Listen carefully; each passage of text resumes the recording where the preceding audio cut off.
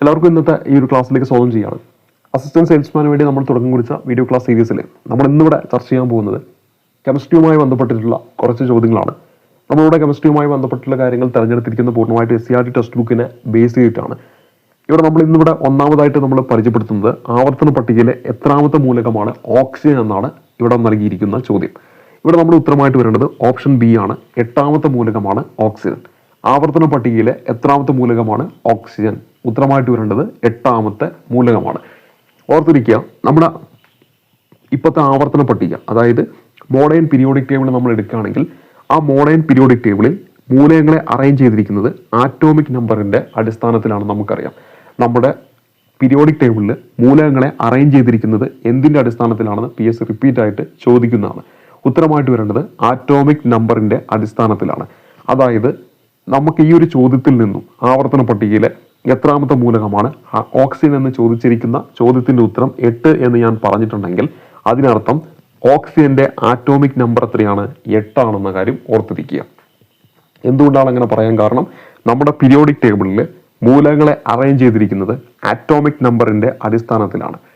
അതുകൊണ്ട് തന്നെ 8ാമത്തെ മൂലകമാണ് ഓക്സിജൻ എന്ന് പറയുമ്പോൾ ഓക്സിജന്റെ ആറ്റോമിക് നമ്പർ എത്രയാണ്? 8 ആണ്. എത്രയോ തവണ PSC പരീക്ഷയിൽ ചോദിച്ചിട്ടുള്ളതാണ്. നമ്മുടെ അടുത്ത ചോദ്യവും അത് തന്നെയാണ്. നമ്മുടെ അടുത്ത ചോദ്യം നോക്കുക, ഓക്സിജന്റെ ആറ്റോമിക് നമ്പർ എത്രയാണ്? ഉത്തരമായിട്ട് വരേണ്ടത് 8 എന്നാണ്. ഓക്സിജന്റെ ആറ്റോമിക് മാസ് എത്ര എന്നാണ് അടുത്ത ചോദ്യം. തൊട്ട് മുമ്പത്തെ ചോദ്യത്തിൽ ആറ്റോമിക് നമ്പർ എന്നാണ് ചോദിച്ചിരിക്കുന്നത്. ഇവിടെ ഉത്തരമായിട്ട് വരേണ്ടത് 16 എന്നാണ്. നമ്മുടെ ഒരു മൂലകം എടുക്കുകയാണെങ്കിൽ ആ മൂലകത്തിൽ നമുക്കറിയാം, ഒരു മൂലകം, ആ ഒരു ആറ്റം നമ്മൾ എടുക്കുകയാണെങ്കിൽ ആ ഒരു ആറ്റത്തിന്റെ നടുവിലായിട്ട് എന്തുണ്ട്? ന്യൂക്ലിയസ് ഉണ്ട്. അതിന് ചുറ്റുമായിട്ട് എന്തുണ്ട്? ഷെല്ലുകളുണ്ട്. ആ ഷെല്ലുകളിലൂടെ എന്ത് മൂവ് ചെയ്യുന്നത്? ഇലക്ട്രോൺ മൂവ് ചെയ്യുന്നുണ്ട്. ഈ ന്യൂക്ലിയസിനുള്ളിലായിട്ട് ന്യൂട്രോണും പ്രോട്ടോണും ഉണ്ട്. ഇവിടെ ഈ പ്രോട്ടോണുകളുടെ എണ്ണമാണ് യഥാർത്ഥത്തിൽ എന്തെന്ന് പറയുന്നത്? ആറ്റോമിക് നമ്പർ എന്ന് പറയുന്നത്. ഈ ആറ്റോമിക് നമ്പറിന്റെ അടിസ്ഥാനത്തിലാണ് പീരിയോഡിക് ടേബിളിൽ മൂലകങ്ങളെ അറേഞ്ച് ചെയ്തിരിക്കുന്നത്. നമ്മുടെ ഓക്സിജന്റെ ആറ്റോമിക് നമ്പർ 8 ആണ്. അപ്പോൾ 8ാമത്തെ മൂലകമാണ് ഓക്സിജൻ എന്ന് നമുക്ക് പറയാൻ പറ്റും. അതായത് ഓക്സിജനിലുള്ള പ്രോട്ടോണിന്റെ എണ്ണം എന്ന് പറയുന്നത് 8 ആണ്. അതിന്റെ ആറ്റോമിക് നമ്പർ എത്രയാണ്? 8 ആണെന്ന് നമുക്ക് പറയാം. അതേ സമയത്ത് ആറ്റോമിക് മാസ് എന്നൊരു ടേം നമ്മൾ പഠിച്ചു. ആറ്റോമിക് മാസ് എന്ന് പറഞ്ഞിട്ടുണ്ടെങ്കിൽ ഈ ന്യൂക്ലിയസിലുള്ള ന്യൂട്രോണുകളുടെയും പ്രോട്ടോണുകളുടെയും ആകെ തുകേനെയാണ് നമ്മൾ എന്തെന്ന് പറയുന്നത്? ആറ്റോമിക് മാസ് എന്ന് പറയുന്നത്. ആറ്റോമിക് മാസ് എന്ന് പറയുന്നത് ന്യൂട്രോണുകളുടെയും പ്രോട്ടോണുകളുടെയും ആകെ തുകേനെയാണ് നമ്മൾ ആറ്റോമിക് മാസ് എന്ന് പറയുന്നത്. അതായത് നമ്മുടെ ഓക്സിജന്റെ ആറ്റോമിക് മാസ് 16 എന്ന് പറയുമ്പോൾ ഓൾറെഡി നമ്മളിവിടെ കണ്ടുവച്ചിട്ടുണ്ട് ആറ്റോമിക് നമ്പർ 8 ആണ്. അതായത് പ്രോട്ടോണുകളുടെ എണ്ണം 8 ആണ്. അപ്പോൾ 8 പ്രോട്ടോൺ ഉണ്ട്. പിന്നെ അവശേഷിക്കുന്ന 8 എന്താണ്? ന്യൂട്രോൺ ആണ്. അത് രണ്ടും കൂടുമ്പോൾ 16 കിട്ടി. അപ്പോൾ ആറ്റോമിക് മാസ് എന്ന് പറയുന്നത് എത്രയാണ്? 16 ആണെന്ന് അവിടെ നമുക്ക് മനസ്സിലാക്കാനായിട്ട് പറ്റും. അപ്പോൾ ഇവിടെ നമ്മൾ പറഞ്ഞത് എന്താണ്? ആറ്റോമിക് നമ്പർ എങ്ങനെയാണ് കണ്ടുപിടിക്കുക? പ്രോട്ടോണുകളുടെ എണ്ണം. ആറ്റോമിക് മാസ് എങ്ങനെയാണ് കണ്ടുപിടിക്കുക? ന്യൂട്രോണുകളുടെ എണ്ണം പ്ലസ് പ്രോട്ടോണുകളുടെ എണ്ണം. അപ്പോൾ നമുക്ക് ഒരു ചോദ്യത്തിൽ ആറ്റോമിക് നമ്പർ തന്നിട്ടുണ്ട്, ആറ്റോമിക് നമ്പർ നമുക്ക് തന്നിട്ടുണ്ട്. അതേപോലെ തന്നെ മാസ് നമ്പറും നമുക്ക് തന്നിട്ടുണ്ട്. ന്യൂട്രോണുകളുടെ എണ്ണം കണ്ടുപിടിക്കാൻ പറഞ്ഞാലോ ഇത് രണ്ടും കൂടെ കുറച്ചാൽ മതി. കാരണം മാസ് നമ്പർ എന്ന് പറഞ്ഞാൽ ന്യൂട്രോണുകളുടെ എണ്ണം കൂട്ടണം പ്രോട്ടോണുകളുടെ എണ്ണം. ആറ്റോമിക് നമ്പർ എന്ന് പറഞ്ഞാൽ പ്രോട്ടോണുകളുടെ എണ്ണം. അത് തമ്മിൽ കുറച്ചാൽ പ്രോട്ടോണുകളുടെ എണ്ണം അങ്ങോട്ട് പോകും. ബാക്കി നമുക്ക് ന്യൂട്രോണുകളുടെ എണ്ണം നമുക്ക് കിട്ടും. ഇനി പരീക്ഷയ്ക്ക് ചിലപ്പോൾ പ്രോട്ടോണുകളുടെ എണ്ണം തരും, ന്യൂട്രോണുകളുടെ എണ്ണം തരും. ആറ്റോമിക് മാസ് കണ്ടുപിടിക്കാൻ പറഞ്ഞാലോ ഇത് രണ്ടും കൂടെ കൂട്ടിയാൽ മതി. ഈ കാര്യങ്ങളൊക്കെ ഒന്ന് ഓർത്തിരിക്കുക. ഇനി അടുത്ത ചോദ്യം, ഓക്സിജൻ ഏത് പീരീഡിലാണ് ഉൾപ്പെടുന്നത്? ഇവിടെ നമ്മുടെ ഉത്തരമായിട്ട് വരേണ്ടത് 2ാമത്തെ പീരീഡിലാണ്. അപ്പോൾ നമ്മൾ കൃത്യമായിട്ട് നമ്മൾ പഠിക്കുന്നതാണ്. നമ്മളൊരു പീരിയോഡിക് ടേബിൾ എടുക്കുകയാണെങ്കിൽ ആ ഒരു പീരിയോഡിക് ടേബിളിൽ മൂലകങ്ങളെ ഗ്രൂപ്പുകളിലായിട്ടും അതേപോലെ തന്നെ പീരീഡിലായിട്ടും എന്ത് ചെയ്തിട്ടുണ്ട്? അറേഞ്ച് ചെയ്തിട്ടുണ്ട്. ഗ്രൂപ്പുകൾ എന്ന് പറയുമ്പോൾ കുത്തനെയുള്ള കോളങ്ങളെയാണ് എന്തെന്ന് പറയുന്നത്? ഗ്രൂപ്പുകൾ എന്ന് പറയുന്നത്. ഇങ്ങനെയുള്ള റോകളെയാണ് നമ്മൾ എന്തെന്ന് പറയുന്നത്? പീരീഡ് എന്ന് പറയുന്നത്. നമ്മുടെ മോഡേൺ പീരിയോഡിക് ടേബിൾ എടുത്തിട്ടുണ്ടെങ്കിൽ മൊത്തം 18 ഗ്രൂപ്പുകളാണ് ഉള്ളത്. അതുപോലെ തന്നെ 7 പീരീഡാണ് ഉള്ളത്. അതിൽ ഈ 2ാമത്തെ പീരീഡിലാണ് എന്ത് ഉൾപ്പെടുന്നത്? നമ്മുടെ ഓക്സിജൻ ഉൾപ്പെടുന്നത്. 2ാമത്തെ പീരീഡിലാണ് എന്ത് ഉൾപ്പെടുന്നത്? ഓക്സിജൻ ഉൾപ്പെടുന്നത്. ഒരിക്കൽ കൂടി പറയാം, നമ്മുടെ മോഡേൺ പീരിയോഡിക് ടേബിൾ നമ്മൾ നോക്കുന്ന സമയത്ത് അതിൽ ഗ്രൂപ്പുകളായിട്ടും പീരീഡുകളായിട്ടും മൂലകങ്ങളെ അറേഞ്ച് ചെയ്തിട്ടുണ്ട്. ഈ കുത്തനെയുള്ള കോളങ്ങളെയാണ് നമ്മൾ ഗ്രൂപ്പുകൾ എന്ന് വിളിക്കുന്നത്. ഇങ്ങനെയുള്ള റോകളെയാണ് നമ്മൾ എന്തെന്ന് വിളിക്കുന്നത്? പീരീഡ് എന്ന് വിളിക്കുന്നത്. ഇതിൽ നമ്മുടെ ഓക്സിജൻ എന്ന് പറയുന്നത് എത്രാമത്തെ പീരീഡിലാണ് ഉൾപ്പെടുന്നത്? രണ്ടാമത്തെ പീരീഡിലാണ് ഉൾപ്പെടുന്നത് എന്ന കാര്യം ഓർത്തിരിക്കുക. രണ്ടാമത്തെ പീരീഡിലാണ് ഏത് ഉൾപ്പെടുന്നത്? ഓക്സിജൻ ഉൾപ്പെടുന്നത് എന്ന കാര്യം ഓർത്തിരിക്കുക. അതാണ് ഇവിടെ ഓക്സിജൻ ഏത് പീരീഡിലാണ് ഉൾപ്പെടുന്നത് എന്ന ഈ ഒരു ചോദ്യത്തിലൂടെ ഉദ്ദേശിക്കുന്നത്. ഇനി അടുത്ത ചോദ്യത്തിൽ ഓക്സിജൻ ഏത് ബ്ലോക്കിലാണ് ഉൾപ്പെടുന്നത്? ഓക്സിജൻ ഉൾപ്പെടുന്നത് പി ബ്ലോക്കിലാണ്. നമ്മളിപ്പോൾ പറഞ്ഞു നമ്മുടെ പീരിയോഡിക് ടേബിളിൽ മൂലകങ്ങളെ ഗ്രൂപ്പുകളായിട്ടും പീരീഡുകളായിട്ടും അറേഞ്ച് ചെയ്തിട്ടുണ്ട്. അതേപോലെ തന്നെ മൂലകങ്ങളെ ബ്ലോക്കുകളായിട്ടും അറേഞ്ച് ചെയ്തിട്ടുണ്ട്. അതായത് നമ്മുടെ പീരിയോഡിക് ടേബിൾ നമ്മൾ എടുക്കുകയാണെങ്കിൽ 1 മുതൽ 18 വരെയുള്ള ഗ്രൂപ്പുകളുണ്ട്, 1 മുതൽ 7 വരെയുള്ള പീരീഡുമുണ്ട്. കുത്തനെയുള്ള കോലങ്ങളെയാണ് നമ്മൾ ഗ്രൂപ്പുകൾ എന്ന് പറയുന്നത്. അതേപോലെ തന്നെ റോകളെയാണ് നമ്മൾ എന്ത് പറയുന്നത്? പീരീഡ് എന്ന് പറയുന്നത്. ഇതിൽ ഈ ഒന്നാമത്തെയും രണ്ടാമത്തെയും ഗ്രൂപ്പുകളെ ഒരുമിച്ച് നമ്മൾ എസ് ബ്ലോക്ക് എന്ന് പറയുന്നു. പരീക്ഷയ്ക്ക് എപ്പോഴും ചോദിക്കാറുള്ളതാണ്. എസ് ബ്ലോക്ക് എന്ന് പറയുന്നത് ഒന്നാമത്തെയും രണ്ടാമത്തെയും ഗ്രൂപ്പുകളെ ഒരുമിച്ച് വിളിക്കുന്നു. അതായത് ആ ഗ്രൂപ്പിലുള്ള എല്ലാ മൂലകങ്ങളെയും ചേർത്ത് എസ് ബ്ലോക്ക് എന്ന് നമ്മൾ പറയുന്നു. ഇനി 3 മുതൽ 12 വരെയുള്ള ഗ്രൂപ്പുകളുണ്ടല്ലോ, അതിലുള്ള മൂലകങ്ങളെയാണ് നമ്മൾ ഡി ബ്ലോക്ക് എന്ന് പറയുന്നത്. എന്തെന്ന് പറയുന്നത്? ഡി ബ്ലോക്ക് എന്ന് പറയുന്നത്. ഇനി 13 മുതൽ 18 വരെയുള്ള ഗ്രൂപ്പുകളുണ്ടല്ലോ, അതിനെയാണ് നമ്മൾ പി ബ്ലോക്ക് എന്ന് പറയുന്നത്. ഇനി ഇതിലൊന്നും പെടാതെ ഈ തൊട്ട് താഴെയായിട്ട് 2 റോകൾ നമ്മൾ കണ്ടിട്ടുണ്ടാകും നിങ്ങൾ പീരിയോഡിക് ടേബിൾ നോക്കുന്ന സമയത്ത്. അതിനെ നമ്മൾ എഫ് ബ്ലോക്ക് എന്നാണ് വിളിക്കുന്നത്. അപ്പോൾ പീരിയോഡിക് ടേബിളിൽ മൊത്തം എത്ര ബ്ലോക്കുകളുണ്ട്? 4 ബ്ലോക്കുകളാണുള്ളത്. അതിൽ ഒന്നാമത്തെ ബ്ലോക്കാണ് എസ് ബ്ലോക്ക്, 1ഉം 2ഉം ഗ്രൂപ്പുകൾ ചേർന്നിട്ട്. രണ്ടാമത്തെ ബ്ലോക്ക് ഡി ബ്ലോക്ക്, അതെന്താണ് 3 മുതൽ 12 വരെയുള്ള ഗ്രൂപ്പുകൾ ചേർന്നിട്ട്. പിന്നെ പി ബ്ലോക്ക് 13 മുതൽ 18 വരെയുള്ള ഗ്രൂപ്പുകൾ ചേർന്നിട്ട്. പിന്നെ താഴെയുള്ള ഇതിനെയാണ് നമ്മൾ എന്തെന്ന് പറയുക? എഫ് ബ്ലോക്ക് എന്ന് പറയുക. അപ്പോൾ നമ്മുടെ ചോദ്യത്തിൽ ഓക്സിജൻ ഏത് ബ്ലോക്കിലാണ് ഉൾപ്പെടുന്നത്? ഓക്സിജൻ ഉൾപ്പെടുന്നത് ഈ പി എന്ന് പറയുന്ന ബ്ലോക്കിലാണ്. അതായത് നമ്മൾ പീരിയോഡിക് ടേബിൾ എടുക്കുകയാണെങ്കിൽ ഓക്സിജൻ എന്ന് പറയുന്നത് 16ാമത്തെ ഗ്രൂപ്പിലും അതേപോലെ തന്നെ 2ാമത്തെ പീരീഡിലുമാണ് ഉൾപ്പെടുന്നത്. ഈ 16ാമത്തെ ഗ്രൂപ്പ് എന്ന് പറയുന്നത് പി ബ്ലോക്കിലാണ് ഉൾപ്പെടുന്നത്.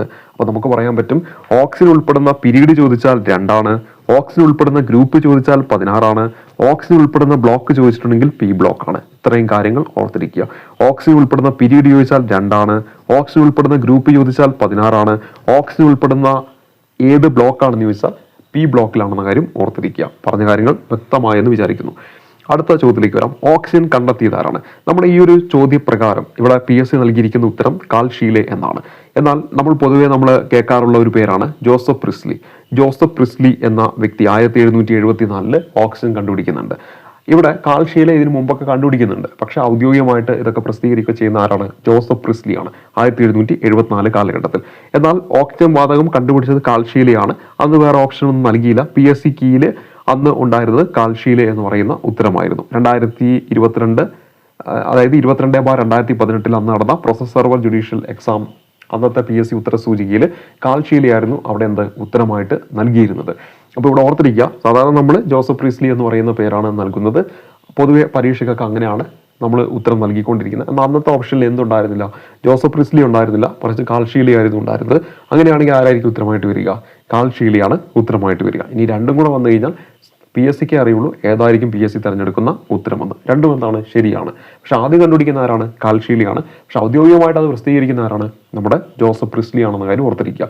കൃത്യമായിട്ട് SC വർഷമൊക്കെ കൊടുത്തിട്ടുണ്ട്, 1774. ഇനി അടുത്തത്, ജോസഫ് പ്രിസ്ലി ഏത് സംയുക്തത്തെ ചൂടാക്കിയാണ് ആദ്യമായിട്ട് ഓക്സിജൻ നിർമ്മിച്ചതെന്ന് കൃത്യമായി SC പറയുന്നുണ്ട്. മർക്കൂറിക് ഓക്സൈഡ് എന്നാണ് ഉത്തരമായിട്ട് വരേണ്ടത്. അപ്പോൾ ജോസഫ് പ്രിസ്ലി മർക്കൂറിക് ഓക്സൈഡ് എന്ന് പറയുന്ന സംയുക്തത്തെ ചൂടാക്കിയിട്ടാണ് ആദ്യമായിട്ട് എന്ത് കണ്ടുപിടിക്കുന്നത്? ഓക്സിജൻ കണ്ടുപിടിക്കുന്നത്. ഇനി അടുത്ത ചോദ്യത്തിലേക്ക് വരാം. ഓക്സിജൻ എന്ന പദത്തിൽ നിന്നാണ് ഓക്സിജൻ എന്ന വാക്ക് ഉണ്ടായത്. എന്താണ്?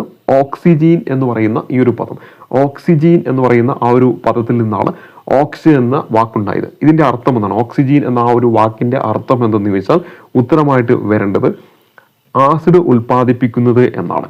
ആസിഡ് ഉൽപ്പാദിപ്പിക്കുന്നത് എന്നാണ്. ഹൈഡ്രജനെ നമ്മൾ ജലം ഉൽപ്പാദിപ്പിക്കുന്നതൊക്കെ പഠിക്കും. ഇവിടെ ഓക്സിജൻ എന്നതിനെ ആസിഡ് ഉൽപ്പാദിപ്പിക്കുന്നത് എന്നാണ് അർത്ഥം വരുന്നത്. അപ്പോൾ പരീക്ഷയ്ക്ക് ചോദിക്കും ഓക്സിജൻ എന്ന വാക്കിന്റെ അർത്ഥം എന്ത്? ഉത്തരം ആസിഡ് ഉൽപ്പാദിപ്പിക്കുന്നത് എന്നാണ്. ആസിഡ് ഉൽപ്പാദിപ്പിക്കുന്നത് എന്നാണ് ഇതിന്റെ അർത്ഥമായിട്ട് വരേണ്ടത്. ഇനി ഓക്സിജന് പേര് നൽകിയത് ആരാണെന്നാണ് നമ്മുടെ അടുത്ത ചോദ്യം. ഉത്തരമായിട്ട് വരേണ്ടത് ലാവോസിയർ ആണ്. അപ്പോൾ കാൾ ഷീലെ, അതുപോലെ തന്നെ നമ്മൾ പറഞ്ഞിരുന്നു ജോസഫ് പ്രീസ്ലി, ഇവരാണ് എന്ത്? ഓക്സിജൻ കണ്ടുപിടിക്കുന്നത്. അതേ സമയത്ത് ഈ പറയുന്ന പേര് നൽകിയത് ആരെന്ന് ചോദിച്ചാലോ അത് നമ്മുടെ ലാവോസിയർ ആണെന്ന കാര്യം ഓർത്തിരിക്കുക. ഓക്സിജൻ എന്ന പേര് നൽകിയത്. ഭൂവൽക്കത്തിൽ ഏറ്റവും കൂടുതൽ കാണപ്പെടുന്ന മൂലകം ഏതാണ്? പ്രത്യേകം ശ്രദ്ധിക്കുക, ഭൂവൽക്കം എന്നാണ് പറഞ്ഞത്. അന്തരീക്ഷമെന്നോ അല്ലെങ്കിൽ മനുഷ്യ ശരീരമെന്നോ പ്രപഞ്ചമെന്നോ എന്നൊന്നല്ല പറഞ്ഞത്, ഭൂവൽക്കം എന്നാണ് പറഞ്ഞത്. ഭൂവൽക്കത്തിൽ ഏറ്റവും കൂടുതൽ കാണപ്പെടുന്ന മൂലകം ചോദിച്ചാൽ ഉത്തരമായിട്ട് വരേണ്ടത് ഓക്സിജൻ ആണെന്ന കാര്യം ഓർത്തിരിക്കുക. ഇനി ഭൂവൽക്കത്തിൽ ഏറ്റവും കൂടുതൽ കാണപ്പെടുന്ന ഉപലോകം ചോദിച്ചാലോ അവിടെ ഉത്തരമായിട്ട് വരേണ്ടത് സിലിക്കൺ ആണെന്ന കാര്യം ഓർത്തിരിക്കുക. അപ്പോൾ ഭൂവൽക്കത്തിൽ കാണപ്പെടുന്ന മൂലകങ്ങളുടെ ഒരു ക്രമമുണ്ട്. അതിൽ ആദ്യം വരുന്ന ഓക്സിജൻ, പിന്നെ വരുന്നത് സിലിക്കൺ, പിന്നെ വരുന്നത് അലുമിനിയം. അപ്പോൾ ഇവിടെ ഓർക്കുക, ഇതെന്താണ്? ഇതൊരു ഓക്സിജൻ എന്ന് പറഞ്ഞിട്ടുണ്ടെങ്കിൽ അലോഹമാണ്. അപ്പോൾ ഭൂവൽക്കത്തിൽ ഏറ്റവും കൂടുതൽ കാണപ്പെടുന്ന മൂലകം ഓക്സിജൻ. അലോകം ചോദിച്ചാൽ ഓക്സിജൻ. സിലിക്കൺ എന്ന് പറഞ്ഞിട്ടുണ്ടെങ്കിൽ ഉപലോകമാണ്. അതായത് ലോകത്തിന്റെയും അലോകത്തിന്റെയും പ്രോപ്പർട്ടി കാണിക്കുന്നതിനാണ് ഉപലോകം എന്ന് പറയുക. അങ്ങനെ കുറച്ച് മൂലകങ്ങളുണ്ട്. അപ്പോൾ ഇവിടെ നമ്മൾ പറഞ്ഞ മെറ്റലോയിഡ് അല്ലെങ്കിൽ ഉപലോകം ഏറ്റവും കൂടുതൽ കാണപ്പെടുന്ന ഏതാണ്? സിലിക്കൺ ആണ്. ഇനി അലുമിനിയം എന്ന് പറഞ്ഞാൽ നമുക്കറിയാം ലോഹമാണ്. അപ്പോൾ ഭൂവൽക്കത്തിൽ ഏറ്റവും കൂടുതൽ കാണപ്പെടുന്ന അലുമിനിയം ആണ് ലോഹമായിട്ട് നമ്മൾ പറയുമ്പോൾ. അപ്പോൾ ഭൂവൽക്കത്തിൽ ഏറ്റവും കൂടുതൽ കാണപ്പെടുന്ന ലോഹം ചോദിച്ചാൽ ഏതാണ്? അലുമിനിയമാണ്. അപ്പോൾ ആദ്യത്തെ 3 മൂലകങ്ങളുടെ ക്രമം എന്താണ്? Oxygen, silicon, aluminium. അപ്പോൾ ഇവിടെ ഭൂവൽക്കത്തിൽ OC അല്ല എന്ന് ഓർത്ത് വെച്ചാൽ മതി. ഭൂവൽക്കത്തിൽ ഒന്നും OC അല്ല എന്ന് ഓർത്ത് വെച്ചാൽ മതി. അല്ല. അപ്പോൾ നമുക്കിവിടെ ഓക്സിജൻ, C എന്ന് പറയുന്നത് സിലിക്കൺ, അല്ല എന്ന് പറയുമ്പോൾ അലുമിനിയം. നമ്മുടെ ഭൂവൽക്കത്തിൽ ഒന്നും നമുക്ക് OCക്ക് ഒന്നും കിട്ടത്തില്ല, പൈസ കൊടുത്താലേ കിട്ടത്തുള്ളൂ അല്ലേ? അപ്പോൾ നമുക്ക് പറയാൻ പറ്റും ഭൂവൽക്കത്തിൽ ഒന്നും OC അല്ല. അപ്പോൾ എന്താണ്? ഭൂവൽക്കത്തിൽ ഏറ്റവും കൂടുതൽ കാണപ്പെടുന്നത് OCയിലെ O എടുക്കുക ഓക്സിജൻ, C എടുക്കുക സിലിക്കൺ, അല്ല എന്നതിൽ അലുമിനിയം എടുക്കുക. അപ്പോൾ ഇവിടെ നമ്മുടെ ഓക്സിജൻ, സിലിക്കൺ, അലുമിനിയം. ഇതിൽ നിന്ന് നമ്മൾ പിന്നെ പഠിച്ചത് എന്താണ്? ഏറ്റവും കൂടുതൽ കാണപ്പെടുന്ന മൂലകം ഓക്സിജൻ, ഏറ്റവും കൂടുതൽ കാണപ്പെടുന്ന അലോകം ഓക്സിജൻ, ഏറ്റവും കൂടുതൽ കാണപ്പെടുന്ന ഉപലോകം അല്ലെങ്കിൽ മെറ്റലോയിഡ് സിലിക്കൺ, ഏറ്റവും കൂടുതൽ കാണപ്പെടുന്ന ലോകം ചോദിക്കുകയാണെങ്കിൽ അത് അലുമിനിയമാണ്. അടുത്ത ചോദ്യം, ഭൂവൽക്കത്തിൽ ഏറ്റവും കൂടുതൽ കാണപ്പെടുന്ന ലോകം ഏതാണ്? നമ്മൾ ഓൾറെഡി പറഞ്ഞു, അലുമിനിയമാണ് ഉത്തരമായിട്ട് വരേണ്ടത്. ഇനി ഭൂവൽക്കത്തിൽ ഏറ്റവും കൂടുതൽ കാണപ്പെടുന്ന മൂലകം ഓക്സിജൻ ആണ്. ഏറ്റവും കൂടുതൽ കാണപ്പെടുന്ന ഉപലോകം അല്ലെങ്കിൽ മെറ്റലോയിഡ് ചോദിച്ചാൽ സിലിക്കൺ ആണ്. ഭൂവൽക്കത്തിൽ ഏറ്റവും കൂടുതൽ കാണപ്പെടുന്ന ലോകം ചോദിക്കുകയാണെങ്കിൽ അലുമിനിയമാണ് നമ്മുടെ ഉത്തരമായിട്ട് വരേണ്ടത്.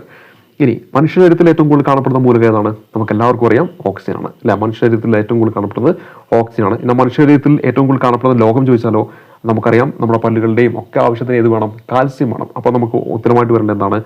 കാൽസ്യമാണ് ഇവിടെ നമ്മുടെ ഉത്തരമായിട്ട് വരേണ്ടത്. അപ്പോൾ ഇവിടെ കൃത്യമായിട്ട് നമ്മൾ ഓക്സിജൻ ഒക്കെ പോയിട്ട് വേണമെങ്കിൽ പോയിട്ട് കറപ്പിക്കും. ഇവിടെ കൃത്യമായിട്ട് പറയുന്നുണ്ട് എന്താണ്? ലോഹം എന്ന് കൃത്യമായിട്ട് പറയുന്നുണ്ട്.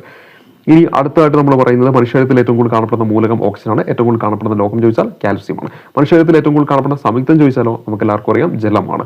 ഇനി അന്തരീക്ഷത്തിൽ രണ്ടാമത് ഏറ്റവും കൂടുതൽ കാണപ്പെടുന്ന മൂലകം ഏത്? അപ്പോൾ ഇവിടെ കൃത്യമായിട്ട് പറയുന്നത് അന്തരീക്ഷത്തിൽ രണ്ടാമത് എന്ന് എടുത്തു പറയുന്നുണ്ട്. അപ്പോൾ അത് അറിയാതെയെങ്കിലും പോയിട്ട് നമ്മൾ എങ്ങോട്ട് കൊടുക്കാം? നൈട്രജനിൽ കൊടുക്കാം. ഭൂവൽക്കത്തിൽ ഏറ്റവും കൂടുതൽ കാണപ്പെടുന്നത് ഓക്സിജൻ നമ്മൾ പഠിച്ചു. എന്നാൽ അന്തരീക്ഷത്തിൽ ഏറ്റവും കൂടുതൽ കാണപ്പെടുന്നത് നൈട്രജൻ ആണ്. ഇവിടെ രണ്ടാമത് എന്ന് പറഞ്ഞുകൊണ്ട് അത് ഓക്സിജൻ ആണ്. നമ്മൾ NO AC എന്ന് പറയുന്ന ഒരു കോഡ് ഉപയോഗിക്കും. NO AC, അതായത് അന്തരീക്ഷത്തിൽ ഏറ്റവും കൂടുതൽ കാണപ്പെടുന്ന നൈട്രജൻ, രണ്ടാമത് വരുന്ന ഓക്സിജൻ, മൂന്നാമത് വരുന്ന ആർഗൺ, നാലാമത് വരുന്നത് കാർബൺ. അന്തരീക്ഷത്തിൽ ഏറ്റവും കൂടുതൽ കാണപ്പെടുന്നത് നൈട്രജൻ, അന്തരീക്ഷത്തിൽ ഏറ്റവും കൂടുതൽ കാണപ്പെടുന്നത് നൈട്രജൻ, പിന്നെ ഓക്സിജൻ, പിന്നെ ആർഗൺ, പിന്നെ കാർബൺ. ആ ഒരു കാര്യം ഓർത്തിരിക്കുക. ഇനി അന്തരീക്ഷത്തിൽ ഏറ്റവും കൂടുതൽ കാണപ്പെടുന്ന മൂലകം ചോദിച്ചാൽ നമ്മളിപ്പോൾ പറഞ്ഞേ ഉള്ളൂ, അതേതാണ്? നൈട്രജൻ ആണ് എന്ന കാര്യം ഓർത്തിരിക്കുക.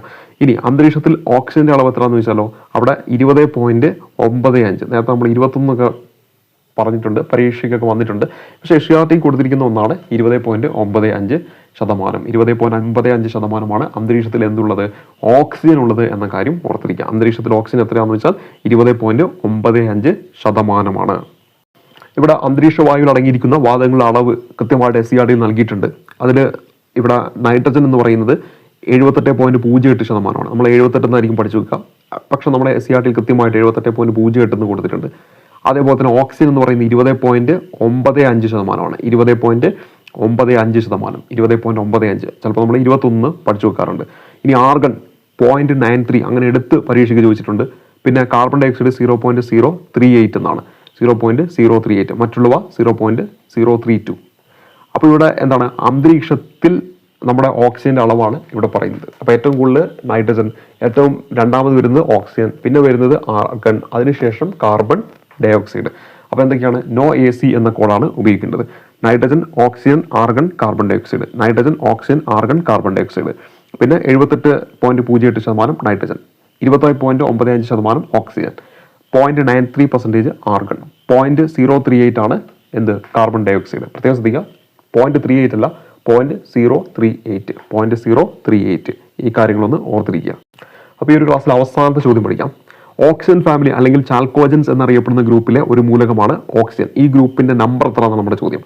ഇവിടെ നമ്മൾ ഉത്തരമായിട്ട് വരേണ്ടത് 16ാമത്തെ ഗ്രൂപ്പാണ്. ഞാൻ ഓൾറെഡി നിങ്ങളുടെ മുന്നിൽ പറഞ്ഞിട്ടുണ്ട്, ഓക്സിജൻ ഉൾപ്പെടുന്നത് 16ാമത്തെ ഗ്രൂപ്പിലാണെന്ന് പറഞ്ഞിട്ടുണ്ട് അല്ലേ. നമ്മൾ ഓർക്കുക, നമ്മുടെ പീരിയോഡിക് ടേബിൾ എടുക്കുമ്പോൾ പി ബ്ലോക്കിലാണ് ഓക്സിജൻ ഉൾപ്പെടുന്നത്. അതേപോലെ തന്നെ 2ാമത്തെ പീരീഡിലാണ് ഓക്സിജൻ ഉൾപ്പെടുന്നത്. 16ാമത്തെ ഗ്രൂപ്പിലാണ് ഓക്സിജൻ ഉൾപ്പെടുന്നത്. ആ 16ാമത്തെ ഗ്രൂപ്പിന് ഓക്സിജൻ ഫാമിലി എന്ന് പറയും. 16ാമത്തെ ഗ്രൂപ്പിലെ 1ാമത്തെ മൂലകമാണ് ഓക്സിജൻ എന്ന് പറയുന്നത്. അതിന് ഓക്സിജൻ ഫാമിലി എന്ന് പറയും. അതുകൂടാതെ ചാൽക്കോജൻസ് എന്നും വിളിക്കുന്നുണ്ട്. അപ്പോൾ ചാൽക്കോജൻസ് ഫാമിലി എന്നറിയപ്പെടുന്ന ഗ്രൂപ്പ് ഏതാണെന്ന് വെച്ചാൽ 16ാമത്തെ ഗ്രൂപ്പാണ്. അപ്പോൾ അതിലാണ് ഇത് ഉൾപ്പെടുന്നത്, ഓക്സിജൻ ഉൾപ്പെടുന്ന കാര്യം ഓർക്കുക. അല്ലെങ്കിൽ പരീക്ഷ വേണമെങ്കിൽ ചോദിക്കാം, ഓക്സിജൻ ഉൾപ്പെടുന്ന ഗ്രൂപ്പിനെ വിളിക്കുന്ന പേര് ചാൽക്കോജൻസ് എന്ന ഓപ്ഷൻ ആയിരിക്കും ഉണ്ടായിരിക്കുക. അപ്പോൾ ഇവിടെ നമ്മൾ പരിചയപ്പെട്ടിരിക്കുന്നത് കെമിസ്ട്രിയുമായി ബന്ധപ്പെട്ടുള്ള കുറച്ച് ചോദ്യങ്ങളാണ്. വളരെ ഇമ്പോർട്ടൻ്റ് ആയിട്ടുള്ള SCERT നിന്ന് സെലക്ട് ചെയ്തിട്ടുള്ള കുറച്ച് ചോദ്യങ്ങളാണ്. ഇനിയും കുറേ ചോദ്യങ്ങൾ നമ്മൾ പഠിക്കാനായിട്ടുണ്ട്. എങ്കിലാണ് കെമിസ്ട്രി എന്ന് പറയുന്ന മേഖല നമുക്ക് തീർക്കാനായിട്ട് പറ്റത്തുള്ളൂ. അപ്പോൾ അതിലെ കുറച്ച് കാര്യങ്ങളാണ് ഇവിടെ നിന്ന് നമ്മൾ പഠിച്ചിരിക്കുന്നത്. ASMന് വേണ്ടി ചോദിക്കാൻ സാധ്യതയുള്ള ഏറ്റവും ഇമ്പോർട്ടൻ്റ് ആയിട്ടുള്ള കുറേ കാര്യങ്ങൾ ഇപ്പോൾ PSC പരീക്ഷയിൽ നിത്യേന ചോദിച്ചുകൊണ്ടിരിക്കുന്ന കാര്യങ്ങളാണ് നമ്മൾ പരിചയപ്പെട്ടത്. കുറച്ചീച്ചായിട്ട് നമുക്ക് പഠിച്ചു പോകാം. അടുത്തൊരു ക്ലാസ് നമുക്ക് തുറന്ന് കാണാം. അതുവരേക്കും നന്ദി, നമസ്കാരം.